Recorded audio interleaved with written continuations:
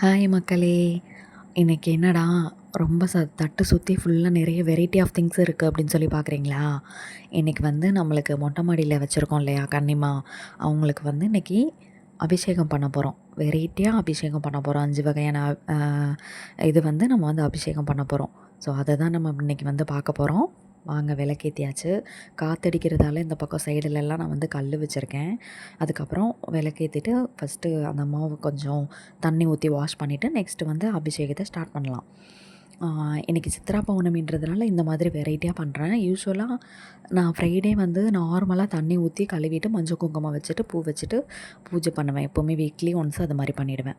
இது வந்து சித்ரா பௌர்ணமின்றதுனால எப்போவுமே வருஷம் வருஷம் இது மாதிரி நாங்கள் வந்து 5 வகையான அபிஷேகம் வந்து எப்போவுமே நாங்கள் பண்ணுவோம். அது மாதிரி வந்து பண்ண ஸ்டார்ட் பண்ணியாச்சு. ஓகே. நெக்ஸ்ட்டு வந்து மஞ்சள் தண்ணி வந்து நம்ம அபிஷேகம் பண்ணிட்டோம். அதுக்கும் பூஜை பண்ணியாச்சு. நெக்ஸ்ட்டு என்ன அபிஷேகம் அப்படின்னா, பால் அபிஷேகம். பால் அபிஷேகம் பண்ணிடலாமா? ஸ்டார்ட் பண்ணிடலாம் பால் அபிஷேகம். நெக்ஸ்ட்டு பால் அபிஷேகம் பண்ணும்போது நம்ம வந்து ஏதாவது ஒரு ஸ்லோகம் வந்து சொல்லுவேன். பால் அபிஷேகன்றதை விட நார்மலாக நம்ம அபிஷேகம் அந்த மாதிரி பண்ணும்போது ஏதாவது மைண்டில் வந்து ஓடிட்டே இருக்கும். அதே மாதிரி தான் நான் வந்து சொல்லுவேன். ஓம் சக்தி பராசக்தி, ஓம் சக்தி ஆதி பராசக்தி, ஓம் சக்தி மருவூர் அரசி, ஓம் சக்தி, ஓம் காமாட்சி, ஓம் சக்தி, ஓம் பங்காரு காமாட்சி. இது மாதிரி ஒரு 3 டைம்ஸ் அது மாதிரி நான் எப்போவுமே சொல்லுவேன். ஃப்ரைடே அது மாதிரி நான் வந்து சொல்லிட்டு தான் வந்து விளக்கேற்றுவேன். ஓம் சக்தி பராசக்தி, ஓம் சக்தி ஆதிபராசக்தி, ஓம் சக்தி மருவூர் அரசி, ஓம் சக்தி, ஓம் காமாட்சி, ஓம் சக்தி, ஓம் பங்காரு காமாட்சி. இந்த மாதிரி ஏதாவது ஒரு அம்மன் ஸ்லோகம் அந்த மாதிரி ஏதாச்சும் ஒன்று வந்து நம்மளுக்கு தெரிஞ்ச ஸ்லோகத்தை சொல்லிவிட்டு நம்ம அபிஷேகம் பண்ணலாம். அந்த மாதிரி நானும் எப்போவுமே வந்து பண்ணுவேன். ஃப்ரைடே ஆனால் அந்த மாதிரி ஏதாச்சும் ஸ்லோகம் சொல்லிட்டு தான் வந்து அபிஷேகம் பண்ணுவேன்.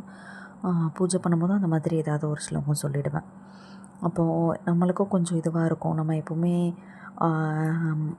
ஒரு நாளில் ஒன்று சொல்லணும் அப்படின்னு நினைப்பேன். பட் நம்மளுக்கு வாயில் ஏதாவது ஒரு நம்மளுக்கு பிடிச்ச தெய்வமே வாயில் வந்து வந்துடும் நம்மளுக்கு.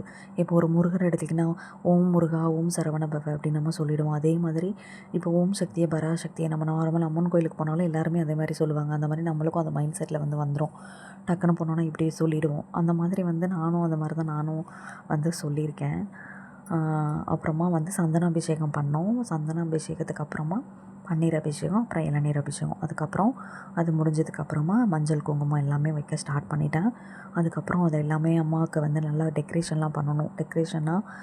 அந்த சித்தாடை இருக்கும் இல்லையா, அது வந்து எங்கள் மாமியார் தைச்சிருந்தாங்க. அதை வந்து கட்டிட்டு அதுக்கப்புறம் மேலே வந்து வேப்பிலை, மா இலை, அதுக்கப்புறம் பூ, அது எலுமிச்சம்பழம் அதெல்லாம் வச்சு அதுக்கப்புறம் அந்த அம்மாவுக்கு வந்து பண்ணியாச்சு. பண்ணதுக்கப்புறமா கோலம்லாம் போட்டுட்டேன். கோலம்லாம் போட்டு ரெடி பண்ணதுக்கப்புறமா கீழே போயிட்டு பொங்கல், சுண்டல், அதுக்கப்புறமா தேங்காய் அதெல்லாம் எடுத்துகிட்டு வந்து பூஜை பண்ண ஸ்டார்ட் பண்ணோம்.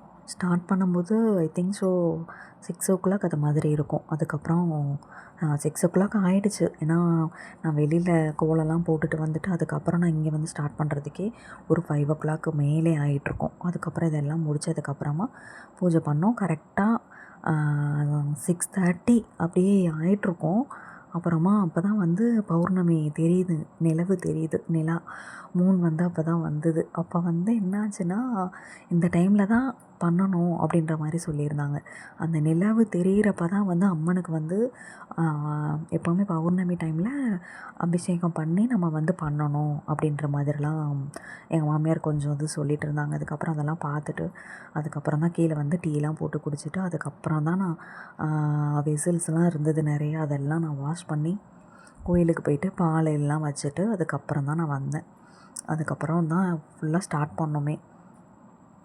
கீழேயும் வந்து விளக்கேற்றிட்டு கீழேயும் அதுக்கப்புறம் பூஜைலாம் பண்ணி முடிச்சுட்டு கீழேயும் பூஜைலாம் பண்ணிவிட்டு அதுக்கப்புறம் கிச்சன் எல்லாமே நான் ஃபுல்லாக க்ளீன் பண்ணதுக்கப்புறம் தான் கொஞ்சம் நான் ஃப்ரீயானேன். அதுக்கப்புறம் இந்த வேலையெல்லாம் முடிச்சிட்டோம்.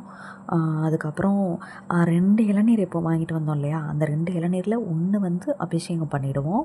இன்னொன்று வந்து கண்ணு திறந்தா அந்த அம்மாக்கிட்ட நாங்கள் வச்சுருவோம். அதுக்கப்புறம் கொஞ்சம் நேரம் கழித்து அதை எடுத்துகிட்டு வந்து யாருன்னா இளநீரை வந்து வேணுங்கிறவங்க குடிச்சுப்பாங்க வீட்டில். மோஸ்ட்டாக இளநீர் வந்து குடிக்கும்போது இளநீர்னு குடித்தா அது நான் தான் குடிப்பேன். என் ஹஸ்பண்ட் இருந்தால் என் ஹஸ்பண்ட் குடிப்பாங்க. ஏன்னா எங்கள் வீட்டில் யாரும் அந்தளவுக்கு இளநீர் குடிக்க மாட்டாங்க. ரொம்ப கோல்ட் ஆகிடுமோ அப்படின்னு சொல்லிட்டு. அதனால் எப்போவுமே இந்த ஹீட் டைம் நம்மளுக்கு இதுவாக இருக்கும். அதனால் நானே குடிச்சிருவேன். அதுக்கப்புறம் இதெல்லாம் முடிஞ்சுது. இன்றைக்கி நாள் இப்படி தான் போச்சு ஹாப்பியாக. நல்லபடியாக அந்த அம்மாவுக்கு பூஜைலாம் பண்ணி எனக்கு ரொம்ப சாட்டிஸ்ஃபேக்ஷனாக இருந்தது. நீங்கள் பார்க்குறவங்களுக்கும் எப்படி இருந்துச்சு அப்படின்றத கமெண்டில் சொல்லுங்கள். ஓகே, வீடியோ பிடிச்சிருந்தா லைக் பண்ணுங்கள், ஷேர் பண்ணுங்கள், சப்ஸ்கிரைப் பண்ணுங்கள். தேங்க்யூ ஃபார் வாட்சிங்.